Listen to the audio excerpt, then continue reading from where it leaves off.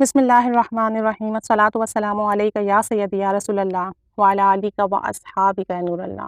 کتاب مصباح الظلام میں ہے کہ حضرت ابو حفص حداد رضی اللہ تعالی عنہ فرماتے ہیں کہ میں مدینہ شریف میں حاضر ہوا۔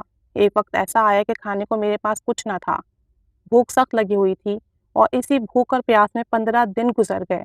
جب میں بھوک سے نڈھال ہو گیا تو میں نے اپنا پیٹ روزہ مقدسہ روزہ رسول کے ساتھ لگا دیا اور کثرت سے درود شریف پڑھتے رہا۔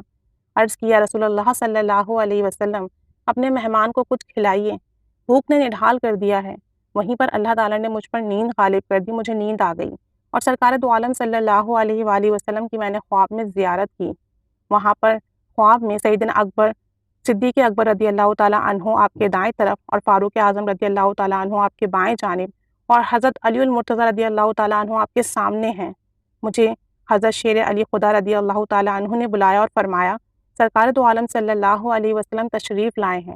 میں اٹھا اور دست بوسی کی۔ آقا دو جہاں صلی اللہ علیہ وآلہ وسلم نے مجھے روٹی عنایت فرمائی۔ میں نے آدھی روٹی کھا لی اور جب آنکھ کھلی یعنی میں نیند سے بیدار ہوا تو آدھی روٹی میرے ہاتھ میں تھی۔ سعادت الدارین۔ درود پاک اللہ تعالیٰ کے نزدیک سب نیک عمل میں سے پیارا عمل ہے۔ مشائخ کرام فرماتے ہیں کہ اس ناچیز کا آزمایا ہوا نسخہ ہے، اگر مرید کو کامل پیر نہ مل سکے تو درود شریف کی کثرت کرے، یہ خدا تک جلد از جلد پہنچنے کا ذریعہ ہے اور کامل پیر سے بھی جلد از جلد ملاقات ہو جاتی ہے۔ درود شریف حاجات پوری کرنے کا بہترین ذریعہ ہے۔ درود شریف پڑھنے والے کو اللہ تعالیٰ 3 خزانے عطا فرماتا ہے: رحمت الہی، فضل و کرم الہی، شفقت الہی۔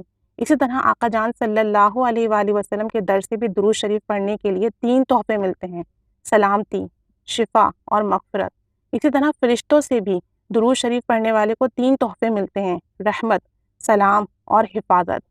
اللہ تعالیٰ تم پر رحمت بھیجتا ہے اور اس کے فرشتے بھی، تو اے ایمان والو خوب خوب درود و سلام پڑھو۔ درود شریف پڑھنے والا جب پل صراط سے گزرے گا تو اس کے ساتھ نور ہوگا۔ درود شریف پڑھنے والے کے گناہ 3 دن تک فرشتے نہیں لکھتے۔ روز محشر حضور اکرم صلی اللہ علیہ وآلہ وسلم کے ساتھ مصافحہ کرنے کی سعادت نصیب ہوگی۔